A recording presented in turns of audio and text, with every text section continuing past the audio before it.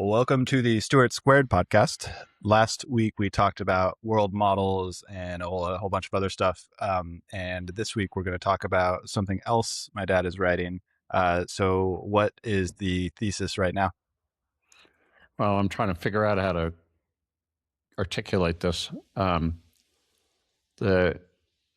sort of have this dynamic between Hollywood and Silicon Valley. And the people in Hollywood are all sitting around kind of clutching their pearls going, oh my God, people aren't going to movie theaters anymore. These nasty tech companies are taking over. And I've seen this before. And I've seen it before in the music business.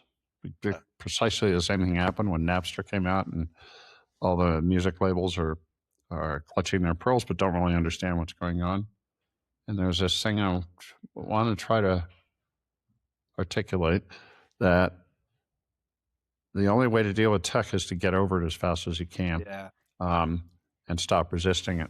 And the interesting thing is, in this sort of dynamic that's going on of who's going to end up with Warner Brothers Discovery, either Netflix or Paramount, they're actually the same thing. Even though can you talk more about that? Can you explain that? I'm not familiar with that. Oh, okay. Wow, it's amazing you managed to miss that. So Warner Brothers Discovery is a company that Warner Brothers is originally a movie studio from a long time ago. Yeah. And then there's a whole series of transactions around Warner Brothers. The first one was Warner Brothers merged with AOL. If I can track this correctly, yep. Right? Which was considered the worst merger in the history of mankind. And at the time, Warner was Time Warner. That's right. So it wasn't just Warner Brothers plus a bunch of other businesses, including Time magazine business. And then, so that was acknowledged, and AT&T bought Warner Brothers. AOL kept some of his stuff, and AOL ended up going off on its own merger with Netscape, if I remember correctly. And so Warner Brothers goes along being run by AT&T, and AT&T has this history of wanting to be a media company, but really is a telephone company. And who knows why AT&T has this little fantasy going, but nothing they do ever works in the media business. So they have to go back to being a telephone company. So then AT&T sold Warner Brothers to Discovery. Warner Brothers is a much bigger company, and Discovery was a much smaller company. And so Discovery took on a lot of debt to make that merger happen. And so Warner Brothers Discovery, which it is now, was considered a damaged property because it was not making enough money to pay its debt off, although they have, in the past couple of years, reduced its debt. Run by this guy named David Zaslav, who wanted to be a media mogul. It's a lot of, I want to be a media mogul thing going on here.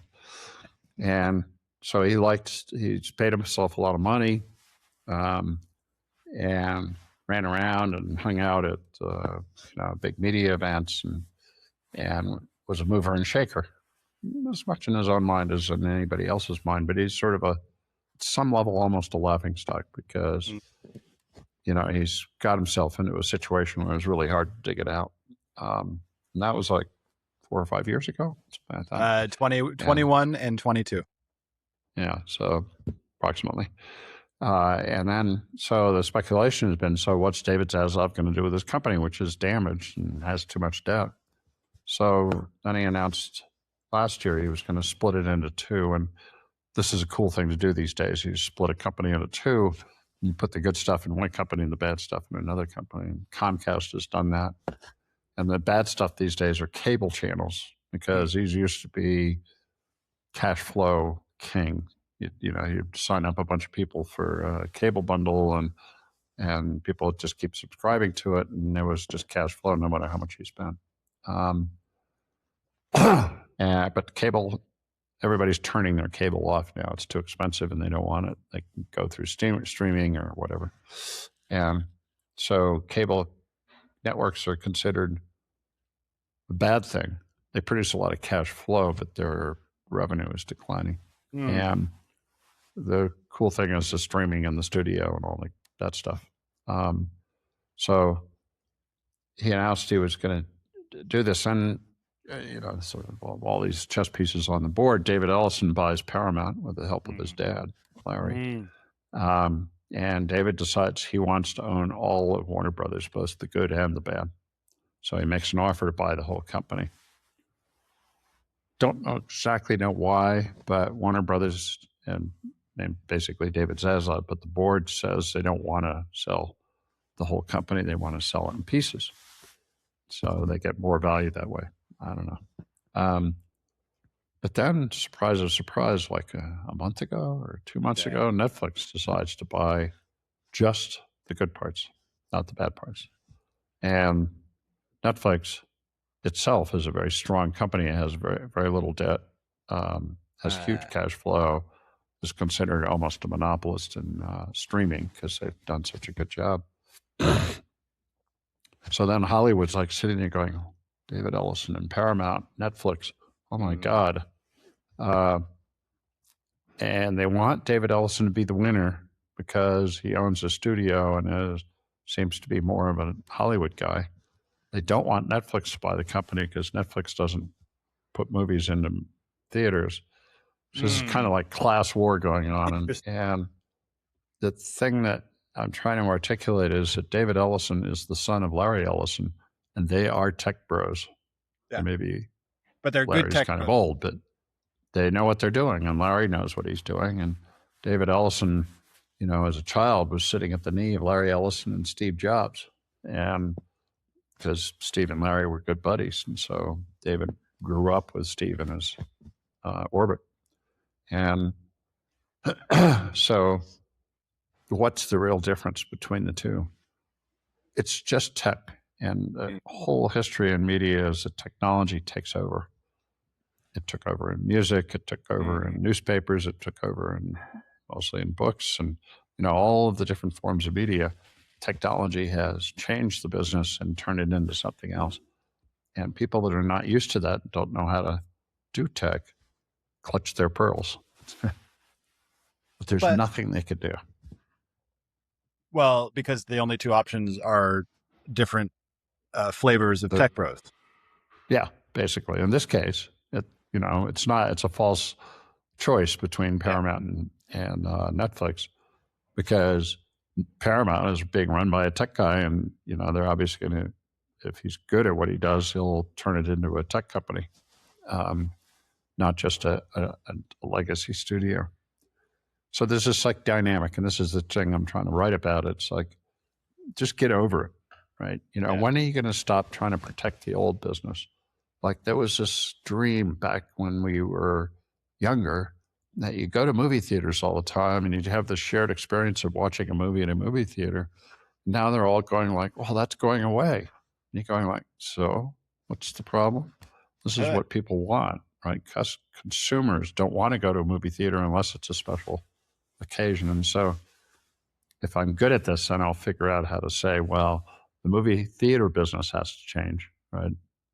I don't know what it's like in Argentina, but, you go to the movie theater companies, Cinemax, AMC, companies like that, have done major renovations on their movie theater complexes, but they're still, you walk in, there's a smell of popcorn and butter, and it's kind of nasty. And then you go into the movie theater and you might have a cup holder and the chair reclines, but it's still basically the same experience, except for a few things like Alamo Drafthouse. And there's another one, Violet Crown, of which there's one in Santa Fe, except that it's now on locally. The one in Santa Fe is not part of Violet Crown anymore. It's called Sky Cinema. And this is movie theaters where, you can order food. The food probably pretty good. You can take the food with you into the theater. Like it's more like a dining experience with a movie. And Alamo Drafthouse started that. So yeah, and I have a lot of thoughts on that. So love that I got so many hits into my past, our past. I remember being on Edgewood and first discovering Napster and watching that whole thing and downloading Curb Your Enthusiasm at Edgewood on probably like 2001, 2002. And then, going to movies. Some of my best memories with you are going to movies. And so we would always go to movies. And then at like 10 years ago, these new types of hipster movie theaters started to show up. Maybe it's older than that too. But in San Francisco, the Kabuki Theater, all these different things. Even in Santa Fe, I remember the that cool one with the food and everything like that. So that got me thinking about Meow Wolf, because won't it just like merge into what a Meow Wolf like experience, where you go for the whole day, you get into the spa and you're watching movies and you're doing all these and you're eating and you're doing all these things, and it's like part of it. What do you think of that? Well, thank you for bringing Meow Wolf up. Because I wasn't going to go there. Meow Wolf is not a movie experience. So there's, but it's a media experience, right? Like it is a media experience, and you're probably thinking of this because this goes back to the episode we did with my partner Jim Ward on what's the future of media, and we believe that Meow Wolf is the future of media, in the sense that people want to have an experience. So, it's an experience going to a movie theater, but it's not very well developed. It's still cheap popcorn and butter, and kind of grungy. You don't want to have that kind of experience. That's an old style experience. That's a legacy experience. So you want to have a new style. So the reason I'm thanking you for bringing up Meow Wolf is Meow Wolf is opening a new exhibit in Los Angeles. And the whole design of the exhibit is to essentially take on Hollywood. And so this new exhibit it's a movie theater. It's actually a movie theater. It's actually being built inside of an old Cinemark movie theater. And, one of those 25 screen things, and it's on 2 stories, and Meow Wolf's taking over the top story.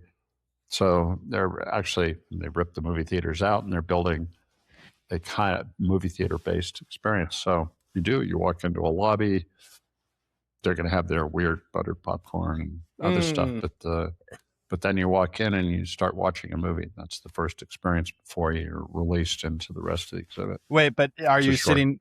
Is this all publicly available? Can we talk about this? Or there's I can send you. The LA Times did a video story plus a story on, and so Meow Wolf revealed some of it.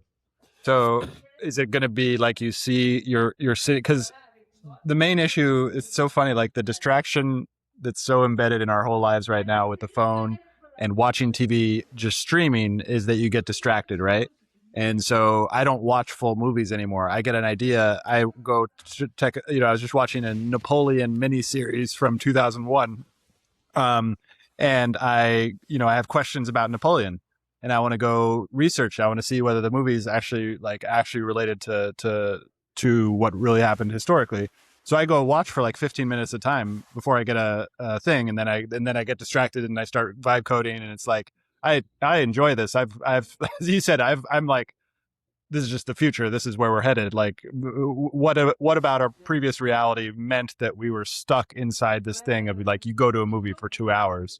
I remember going into movies that I hated. I was just like, I had to walk out sometimes because they're really bad. Now it's like the value of time has shifted so drastically. So like when you go into Meow Wolf, are you sitting in Meow Wolf, or are you sitting in a movie theater that you have to sit down in to watch that movie, that first movie? Or is it, no, you're standing up? It's the aspect of a movie theater, right? It feels like you're walking into a multiplex. But when you go in the entrance, you're going into a very short movie. It kind of sets up the premise of the exhibit.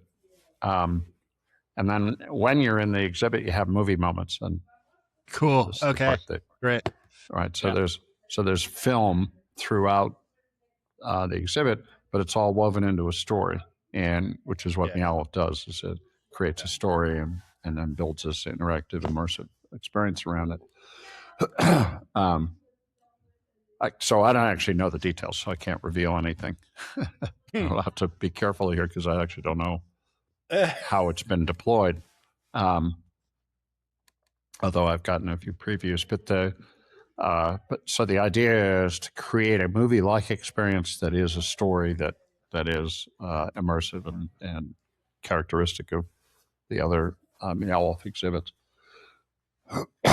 So And I kind of bounce back at you and say, well, that's a little bit of your ADHD, right? That your ability to maintain focus and your ability to also at the same time to do many things kind of at once or serially. This recalls for me what video games introduced to our culture, which is video games are the ultimate immersive experience, right? Because you become completely consumed inside the game, and then you have to find your way through it. And when games started, people were going, "Oh, this is a foreign activity. This is weird and different, and it's probably bad." So particularly look at those games, that where you're obliterating other people. You're first-person shooters where you're running around, and yet underneath that, video games taught the generations who adopted video games and played them to deal with information very, very fast, twitchy, and so I'm old. You're not as old, and there are people younger than you. If you work your way down the generations, younger people's ability to deal with massive amounts of information coming in, it's kind of an interesting phenomenon given what we were talking about before we got on with Trump flooding the airwaves. There's sort of a separation between older people and younger people ability to deal with that. And young people coming to their own conclusions, which is, Trump is evil. We all think that, basically. But they're deciding that there's a different model that we should be engaged in. Was that like a moth that just ran across the screen? Yeah. He's coming back. That was funny. Yeah. That was weird. So I think video games and movies are going to merge. That's what I got. I also want to know what's the name of Twitch. Does Twitch come from that name of like software gamers twitching? But I want to focus on the video games and the movies are going to merge because that just became really clear in my head. Because guess what else is merging with video games? The orchestration of AI agents is now merging with video games, and a really funny thing called Ralph Wiggum. This probably hasn't shown up on your radar yet. So everybody's talking about Claude Code. Claude Code is now building things, but you have to sit there watching it and like say yes over and over and over again, including for people like me who don't know what it's saying to me. For most of the time, I'm actually getting much better now, so I actually understand a lot of what it's saying now. But Jeffrey Hunton, not Hinton, but Jeffrey Hunton, he created this thing called Ralph Wiggum, which is a character from the Simpsons episode. And so Ralph Wiggum, basically, he is, they figured out how to constrain the AI, the agentic AI, and not let it go out of a loop so that it can run for 24 hours and build its own product, basically. So you wake up in the morning after you set it off in the night and you come home you wake up to a fully built product. So all these things are essentially creating right now to merge video games and Claude. But what I really liked about what you just said is Meow Wolf is now merging video games and movies. Would you say that that's what they're doing? Immersive video game experience, right?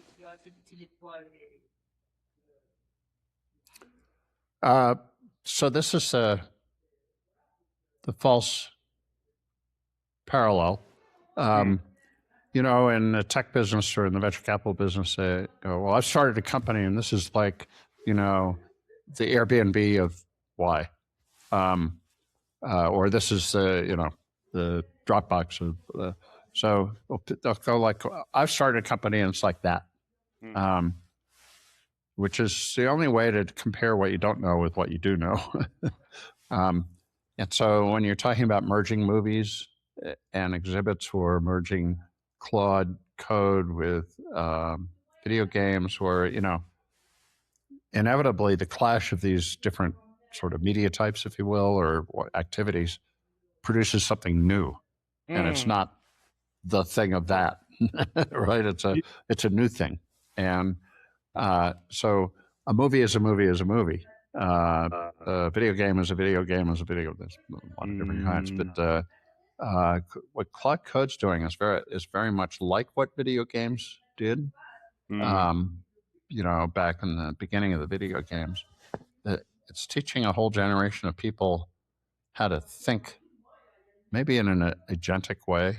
I can't totally define this myself, but I'm watching all these people kind of go like, wow, I just built an app and, this is really cool. I don't have any idea what I'm doing, but I pulled this off.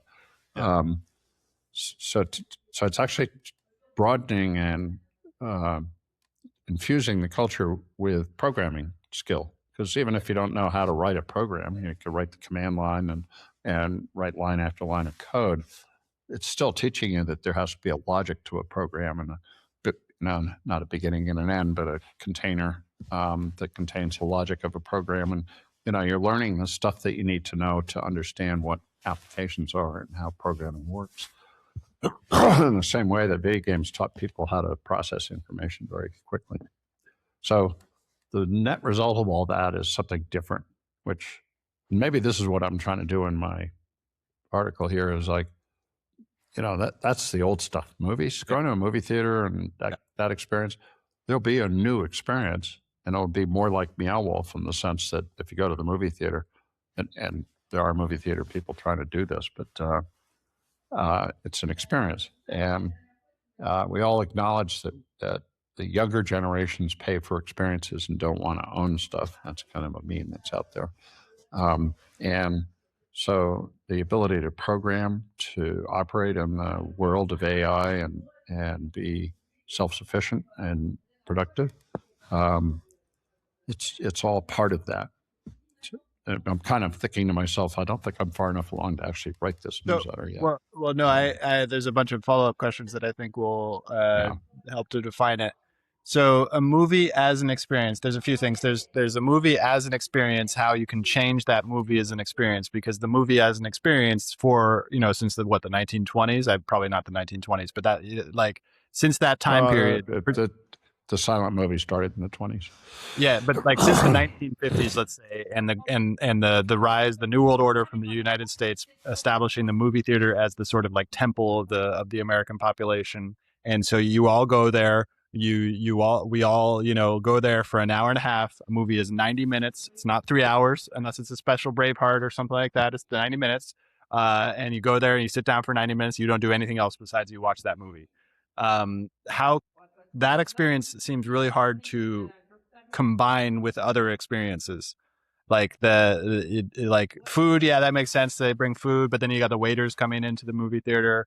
Other sounds. That's through the movie itself. Music through the movie itself. I guess you could get scent in there. You could get touch. So that gets into VR and other types of things as well. What's going on there? Well, the big 3D Max, what do you call it? Max 3D. IMAX, excuse me. Yeah, the big IMAX theaters now actually they have some theaters where they'll have a little bit of haptic feedback, right? Yeah. So your chair will shake, and the Sphere. Only heard about this. Sphere is a good idea. It's good. I've been to the Sphere. And I watched a movie in the Sphere, but there's a particular production which is The Wizard of Oz. So they took The Wizard of Oz and heavily modified it. So my understanding is you go see The Wizard of Oz, you recognize The Wizard of Oz, but when the wind blows, the fans will blow in your face, and and they'll do other things that involve you. So the movie's happening all around you, and you're being part of the movie. Yeah. Now, okay. The Sphere costs like $3 billion to build. So how many spheres can you build? $3 billion to do that in general. Yeah, just that one thing. It's an amazing thing, and it has actually now, because of The Wizard of Oz plus their concert series and other things they're doing, it's actually now making money. So there's a sense that there will be other spheres around the world, and I've heard of it. I don't know the plan there, but that's a new form of movie entertainment where the movie itself has to be produced in order to produce it, to deliver that experience. And it's way more complicated. But But they thought color was complicated when they first did. They thought sound was complicated. So it's like, the movie business absorbs this as a way to entertain people. More interesting is where no one media type is dominant, and this is Meow Wolf, right? You walk into a Meow Wolf exhibit, they've got everybody. They got filmmakers, they've got painters, they've got welders to produce a Meow Wolf exhibit, right? And so it's just a very high-level collaborative effort to create an experience that when you walk into it and you find your way through, it's not programmed, right? It's not like a museum where you have to stand in line to look at a picture. You're wandering through on your own, and you have agency in this exhibit, but it involves every media type. So Meow Wolf, in my mind, and maybe that's because I'm too close to it, Meow Wolf is a new type of media. It's not movies. It's not, anything else. And in my experience with Meow Wolf, there are a bunch of other people that go like, wow, Meow Wolf has done something cool here. Let's try to do it ourselves. And nobody gets close to what Meow Wolf does. There's always like a prior experience that dominates, right? More movie, more museum, more this or that, but not this kind of collaborative. Transcendence. It's transcending. Yeah. It transcends the ability to the one exhibit does not anchor the whole thing on this thing, and the creative engine they created is really unique. So I really like this theme of the who so because let's do it into generations, because the boomers, they're like, I think you're like closer to a Gen X, maybe even a millennial in terms of your adoption of technology. I'm dead center in the boomer thing. I was born, but not only your age, your adaptability means that you're not representative of a normal boomer. The other boomers are like they're never gonna adapt to anything besides a movie. Like some of them would go to Meow Wolf. Don't do it black and white. It's just like a tendency, right? People in the boomer generations are old enough now that they don't really need to re-examine their assumptions and how they act. But as you work your way down through millennials and Gen X and Y, more and more these are young people learning how to deal with life, right? Yeah. So they have a different set of circumstances that they're learning to deal with.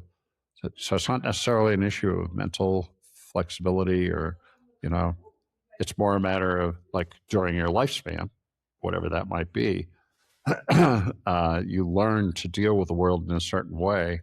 Now, part of the reason I think I'm different is because I've been in the tech business the whole time, from the age of like 24.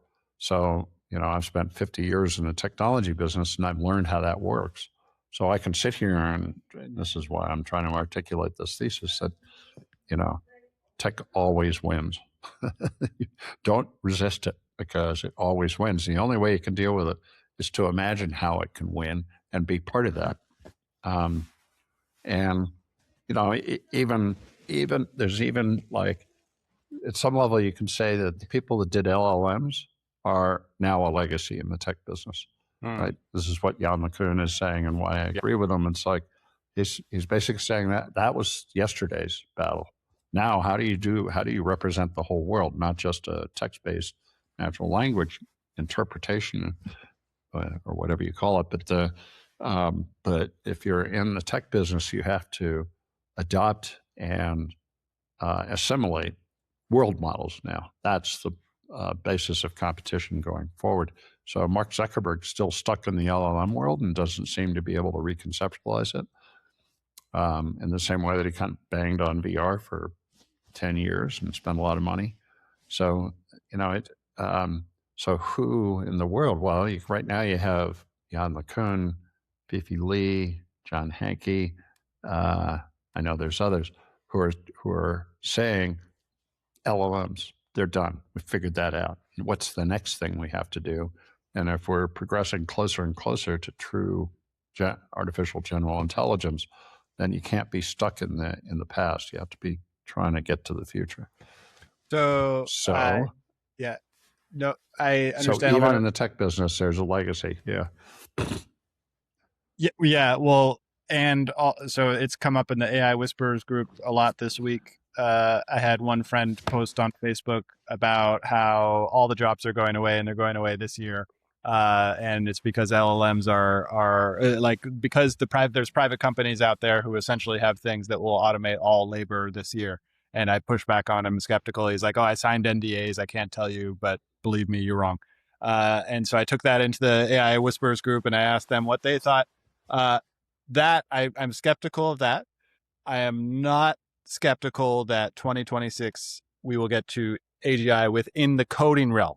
And because AGI is a poorly defined word, we can just be explicit about it. Like, anything that I want to do coding, I will be able to do by the end of this year. And I think that that's like definitely going to happen. Like like maybe not systems, although I'm building a system right now. I've now gotten off of the single prototype thing, and I'm actually building a really intense system, which is kind of crazy. But I think at the end of this year, the coding will be really crazy. I think all those things you were right about the world model and everything like that. But what I'm getting at is we're getting to the point of future shock, where there are going to be, like, not in the sense of future shock that I experienced when you would show me all this stuff, or the millennials would experience, but like concern, because all those billions of dollars that you're talking about with Fei Li and all these other people, they're so focused on building that future with tons of money, and they're going to build it, and they're not really going to think about it afterwards. And it's just going to be like a wheel where people just continuously get future shock. And like, I know most people, even within the tech world, like 90% of the code percent of the code percent of the code percent of the code percent of the code percent of the code percent of the code percent of the code percent about media Ooh. and these sort of like legacy environments. What do you think talking about the future shock aspect in that will be helpful? So coding is done entirely in text. Yep. So a large language model, where the model is focused on programming, Claude, can produce this magical effect where the LLM can write code for you. Yeah, I don't get stuck on the words I use, but so the phenomena that we're already there. It's not like 2026 is when it's going to be like the end of 2020. We're already there. People are writing code. And I hear all these specific instances, the one that we talked about with Andrej Karpathy discovering Lutron on his network and then rebuilding the Lutron app the way he wanted it, or learning about companies that are pointing Claude or whatever it is to their legacy systems and having the code replaced with modern code automatically without having to go through and actually reprogram everything yourself. All these instances are examples of how the text-based intelligence, LLMs, generative AI, is the perfect solution to programming. And so that's mind-blowing. That's still a constrained example, right, of creating programs, if you will. Mm-hmm. I got it. Having AI that can operate in the real world as a robot or whatever can't just be text programming. You can't just have Claude. So if Anthropic can figure out how to transition Claude into a world model, but I don't think the parameters will be the same, right? And this is why that interview really struck me with Fifi Lee and Justin Johnson, the co-founders of World Labs, because Justin starts talking about, well, what you're talking about here is not letters, not language. You're talking about pixels, right? So I sit here and I go, well, a pixel, you can't tell anything about what's around it, but somehow the world model has to understand that clusters of pixels, and the ultimate cluster of pixels is Gaussian splats, because there's all the other elements that are associated with that. It's not static, right? It has to be represented in time in relation to everything else, and movement, from one place to another, to have these concepts, all have to be built into the world model. And text is just a subset of that. So yeah, there is going to be a learning that happens in world models that creates an approach to this. But Fifi Lee doesn't actually know what it will be, nor does Jan LeCun. They're all sitting there banging around trying to figure out what is the world model. How do you characterize the differences between letters and pixels and movement and objects and mechanics and all that? So I can't figure it out. So, well, this goes directly into what I want to ask about now, because I want to understand, how does this play out? We're at this moment where David Ellison is versus Netflix in terms of buying Warner Brothers. We've been talking about how coding is just text, and I agree, but coding leads to VR, and one of our AI whisperers is now building VR worlds with this magical coding ability that he already had it. He was already a developer, but now it's like supercharged. And so that's going to change the VR. So I want to understand, how does this play out in terms of this moment right now, David Ellison versus Netflix. So somebody buys Warner Brothers. Doesn't matter who, because it's a tech bro. Who are you trying to, like, because haven't they already like figured out that technology isn't, like, there's no more pearls to clutch, right? There's no more leverage that they have.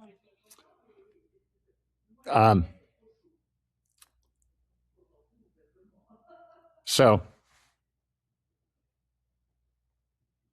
the tech value in media is, God, I'm not sure exactly where I'm headed, but I'll give you an anecdote. I sit there and I watch TV. I only have streaming. Yeah. I don't have regular television. I can go to YouTube Live and it kind of looks like it, but it's still streaming. Each of the channels that I watch, each of the streaming services I watch, whether it's Disney or HBO or Netflix or Paramount or whatever, and I have them all. I don't have what's NBC's Peacock. I don't have Peacock, but haven't found missing anything. Anyway, so all of them have a different way of keeping track of you, right? And technology, the thing about technology is can be really good at keeping track of you. So there's this phenomenon where in the structure of streaming as it is now, shows show up on a streaming service and go away on a streaming service. So if you watch a particular series, TV series, and it moves from one service to another, the new service doesn't know that you watched it already. So they treat you, and so the very fine points, and this is, Netflix actually knows this and understands it. And this is the technology that Netflix knows and understands. Presumably David Ellison understands the technology that Netflix understands, but he just took over Paramount, right? So you watch Paramount and you're sitting there going, well, the standard right now in streaming services is if you've already watched something, you can skip the recap, right? Because it knows that you already saw the previous show. Okay, perfect. So this little button comes up and says skip recap, and another little button shows up and says skip intro. And that's if you're watching it regularly, you don't need to watch the intro over and over again. So you get right into, and Netflix is the master of this. Like from the minute you choose a show to when you're watching the show is the shortest amount of time and the least friction possible. And Netflix has mastered that. So I'm watching a stupid show. I won't even say what it is because it's really filler. I'm watching it because I don't want to stress my brain any other way. And it's on Prime, Amazon Prime Video. And so I go on that, and frequently the skip recap button just doesn't show up. Yep. Or the skip intro button doesn't show up. So I'm sitting there going, fuck, I have to spend 1.5 minutes watching this thing, which I've already watched 20 times. Yeah. And I get pissed off at it. And it's like the finer points of delivering content to people through streaming is itself a technology. Yep. Legacy people don't acknowledge that. The guy, whatever. It takes you 1.5 minutes. Well, whatever. That's we're in charge. You're not. Netflix goes, you're in charge, we're not. Yeah. So it boils down to, you have to understand what the technology is and the fine points of it about how you deliver exactly what people want to 350 million people a day, and each one is different. Yeah. That technology is really, and it's very involved in what Facebook did originally, but it's different in this particular use case. Yeah, that's where I'm going with this. So that's the thing. I know that. I know that Netflix knows how to serve me when I'm sitting in my living room. And I believe that Paramount has not known that, but maybe David Ellison could teach it too.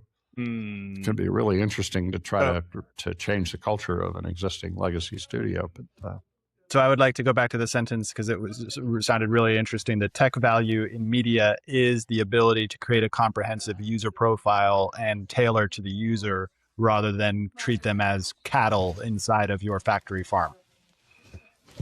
Yeah. Bingo. That is the essence of what technology brings to media. And it is an interesting part of the Meow Wolf too, because Meow Wolf doesn't sit there and go, you have to buy a ticket and then you have to go stand in line and you have to wait for your turn to, you go in, do whatever the fuck you want. Excuse my French, but and that shift from the producer to the consumer is everything that's been happening in media, because the technology enables the consumer to have control, to make choice. And, it's not a clean thing because, of course, if you're really into Netflix, you don't want to stop watching. You want to turn off Netflix so you can't see anything because you're pissed off at Netflix. So, but Netflix understands that its job is to give the consumer what they want. Yeah, this is really interesting territory. It's a choose your own adventure game. And I like the idea of Meow Wolf as choose your own adventure. I like the idea of Netflix as choose your own adventure. And it gets me back on a treasure hunt game. But I will put that aside because we got to go into the history, because it's so interesting, because you grew up with these large network television. How many networks were on the TV in 1965 when you were watching it? Yeah, 10 years earlier. I mean, I was born in 1952. Television at the time was black and white and only broadcast for like 3 hours a day. And then over the next 10 years, they filled the program out. So there were 3 channels, ABC, NBC, and CBS. And there were some other kind of like hangers on. It wasn't until cable that you got into the really highly specialized content producers, the different kinds of sports and different kinds of food and all that kind of stuff. Cable channels are what had a model where they could get enough people to watch. It's a very complex model, so we won't go into that. But when I started, we got our first television when I was like 4 or 5 years old. And my father had an instant negative reaction to television because, he's been a print guy. And so he's looking at television and going, this is not the right way to do things. You have to do everything in like minutes instead of having the leisure to read an article for 12 minutes or whatever. I was forcing everything. But when JFK stood up and debated Nixon in 1960, I think it was 59, he clearly had a presence on television that Nixon didn't have. So this is like a new element. This is like real time. Yeah, Stewart JFK Alsop could be charming, and Stewart Alsop got into JFK on the TV. Is that when he started to be like, "Oh, this is cool"? No, they already knew. I mean, there was personal relationships there with independent of the television. No, but I'm saying the happened. Yeah, the television, like the idea of the television. Did my grandfather, once JFK got on the TV, is that the moment where he was like, "Oh, I get it now," of the TV? He viewed television purely as a source of information. So he would only watch news shows. He thought all this other stuff like Hogan's Heroes and all the crap that we watched when we were, which we would watch for hours a day if they'd let us, was useless and of no value. For him, the only thing was, so when there's a presidential debate, the whole house had to go quiet. You could watch or not if you didn't want to, but Daddy was sitting in front of the television consuming information, and that was important to his job. Whoa. So it's just, I mean, it's the same generational thing. He grew up, in a different time, and was formed by that. But I'm sure he did, but I don't have any memory of that. Yeah. Okay, well, let's not get distracted from the history, because how did the business history? So when you're watching these networks in the 1950s and the 1960s and 1970s, that 1970s is when that show about the network is about, and that's where the consolidation, where these turned into Goliath business. Is that the right? So, well, this is really hard to tease out.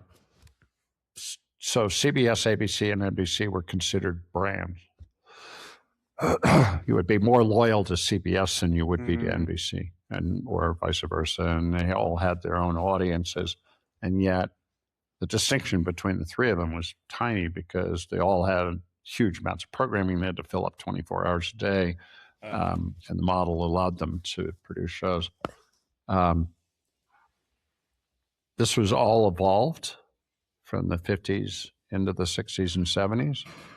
We got color in the late 50s, got the ability to broadcast in real time from anywhere. Right? They'd put the trucks with the dishes on them and they could go cover live news. In the 50s, that was not possible, and really in most of the 60s. But, so there was all time delay until they could develop the real-time systems to deliver news in real time. So there's a whole process going on there. And from my point of view, having been born in 1952, ABC, CBS, and NBC were the deal. Right? That was it. And I saw a reference to this on Threads recently, but, back in the day, you actually had to get up from your chair, change the channel. Yeah. The remote was introduced by RCA, and the first remotes had a wire attached to the television so that you didn't have to get up. But, we think about how we watch television now, and it's like, right that here. was like amazing. Yeah. So the presence of television had to expand and grow in order to have the cultural effect it ended up having in the U.S., where, our media, our shows, even the movies became, our soft power in the world.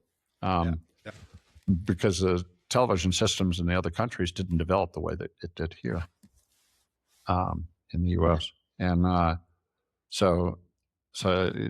by country, you have to kind of look at how it developed to see what the difference was. But because we had this free and open system where anybody, if they had money, could produce things, we produced all kinds of things. And our culture went out in terms of fast food and everything else too, advertising. Well, that's where the Not next sure question is still on point here. Well, the 1980s is when cable showed up, and that's where network identity. Pretty much. Yeah. So, and then because I'm trying to get to where we are today, because 1980s to 2010, is that when the cable industry was? And then how did the media? That's when they started. It's still there. That's all this reshuffling going on as people kind of separate the cable business because it's a declining business, but still very profitable. Because there's still a lot of people. Well, how is it profitable? How are they making money on those?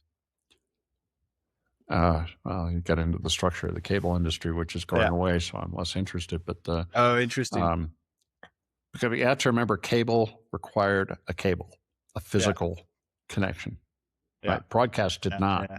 You had an antenna, and you'd receive signal, and so broadcast went everywhere, all the time.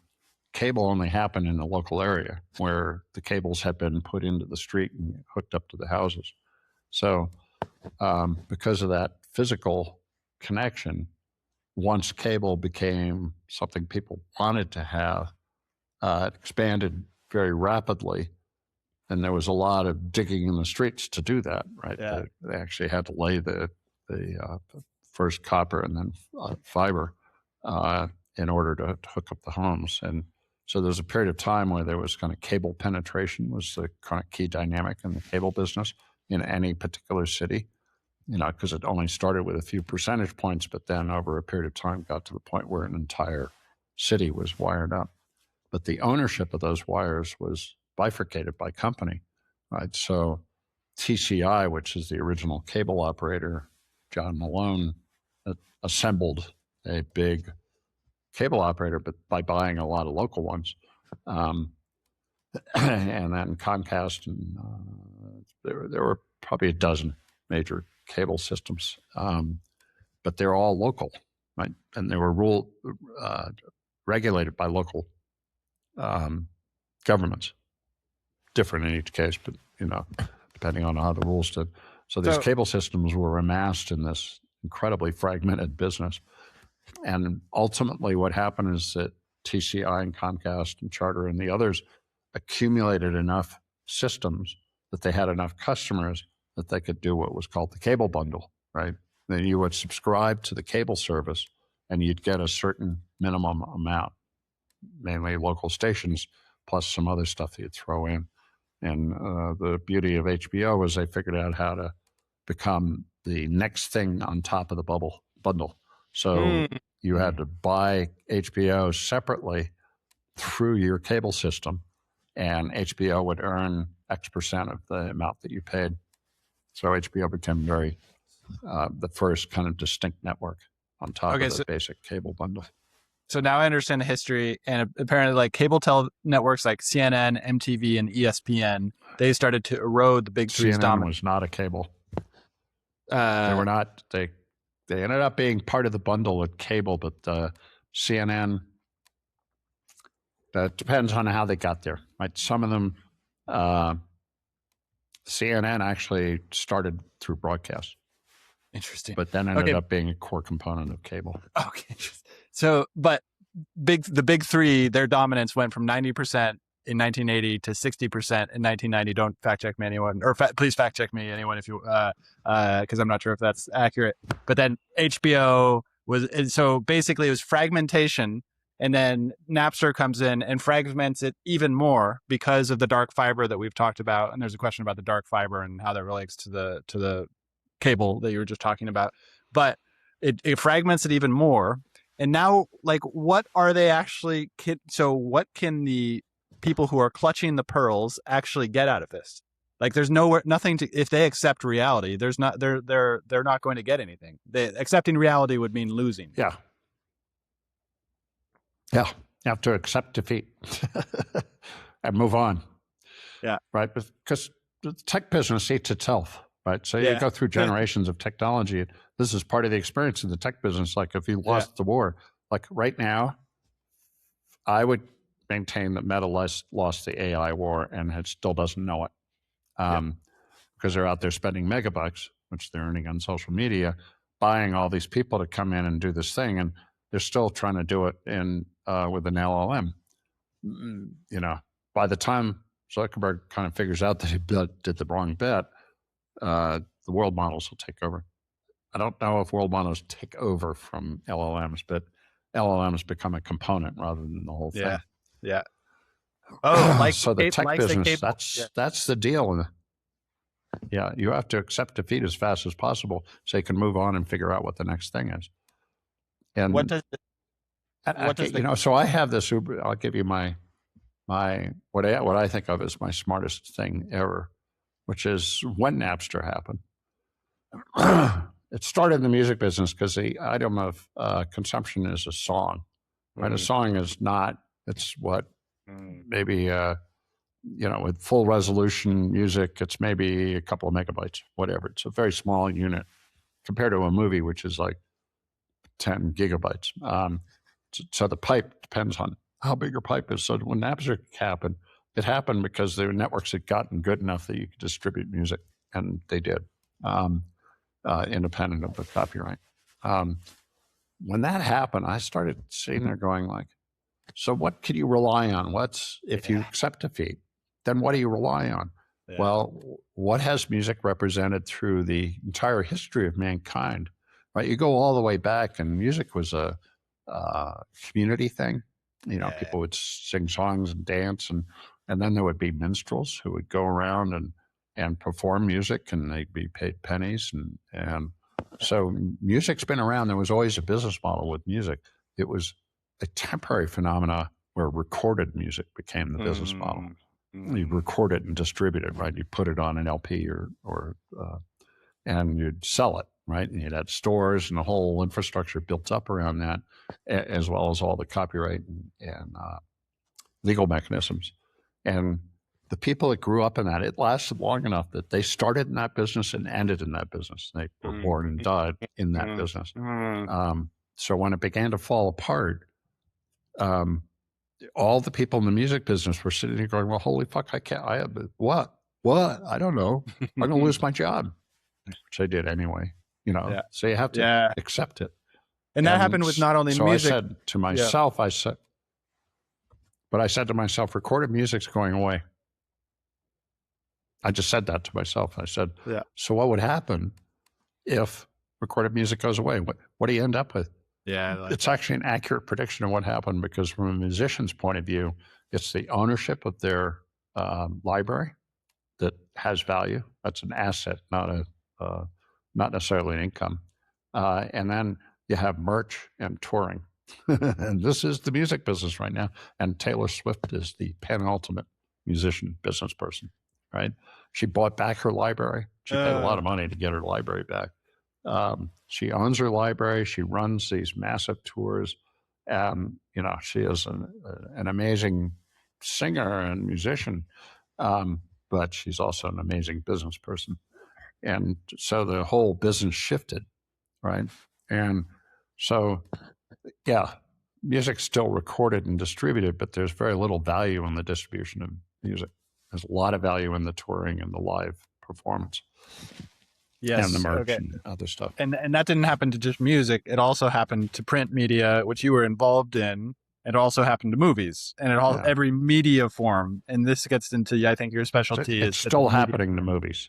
It's still happening to movies, right? Streaming is the business which figured out how to distribute movies. Movies are the biggest piece of data you can get, right? Whatever, however big they are.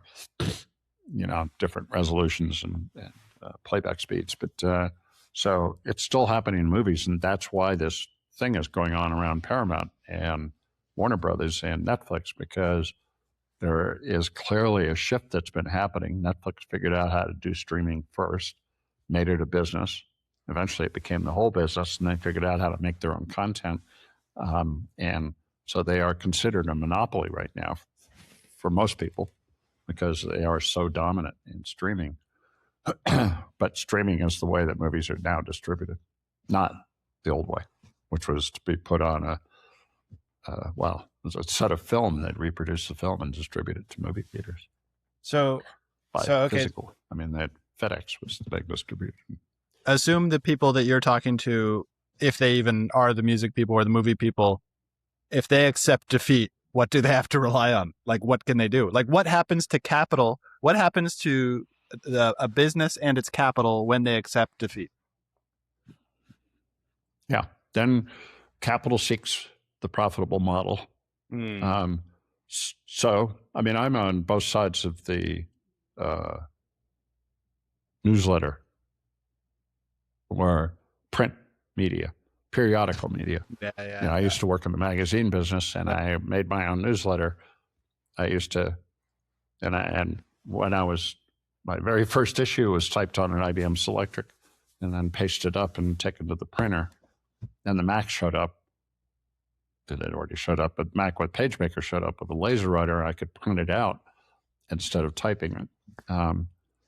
And that's just a small instance, but that newsletter business no longer exists. It's gone, zero, because now you have Substack. There's a lot happened in between, but you can start on Substack and make a newsletter. It's all virtual. It's delivered by email. It's like, so, the magazine business is 10% of what it used to be. And all the specialty magazines are essentially gone, except for maybe some kind of core groups of fanatics. And so in the print media, if you just tried to defend what you were doing, you would lose. You had to accept defeat and move on, right? And the moving on part was, now look at it. The New York Times, the old gray, what used to be called the old gray lady, is the single biggest, most profitable newspaper company because they redefine what a news. There are actually two books about how they went through this.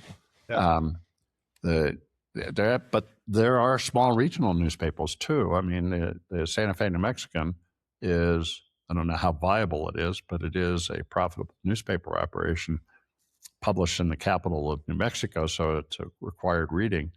I don't, there's a bunch of other newspapers around, and there's a lot fewer newspapers, but the ones that remain have had to figure out how to deal with the digital thing. It's not just a matter of printing and that business. So once you give up and accept defeat, then you deal with the new environment. And there's always a new environment, right? Yeah. There's always demand for news. There's always demand for entertainment. There's always a demand for music. There's always a demand. People still like that stuff. It's just delivered differently in a different business model. And the ones that win are the ones that figure that out the fastest. So the what I got from that is basically they need to give up and they need to find what's next. And what's next is not necessarily the AI tools like Sora. I don't believe Sora is there because they can't control it. They can't mold it. But the things that you're looking at with TK Media, those types of cheapening or not cheapening, lowering the cost of movie production and because streaming is kind of crazy, but we got to do another podcast on this because the business of streaming, I don't know that much about it. And it seems like that one is a hard business to just pause and think in the music business. So what are the viable businesses now? They're still labels, right? They still produce new artists and they go through that whole A&R thing. But the dominant business are Spotify. I don't even know what happened to Pandora, but Deezer. And Apple. Deezer is another one. So there's a bunch of companies that figured out the new model and made it work. And they are now the dominant, they're the issue, right? If you're a musician or even if you're a label, you have to deal with the fact that the distribution model was completely changed. Yep. And you can now listen on Spotify to anything or Apple Music, anything you want to listen to without paying anything extra. And that is the streaming model. You pay a fee for access to media, and then the company figures out how to make money off of it, even though they're still paying royalties to the labels in the music music business. But there's a new model.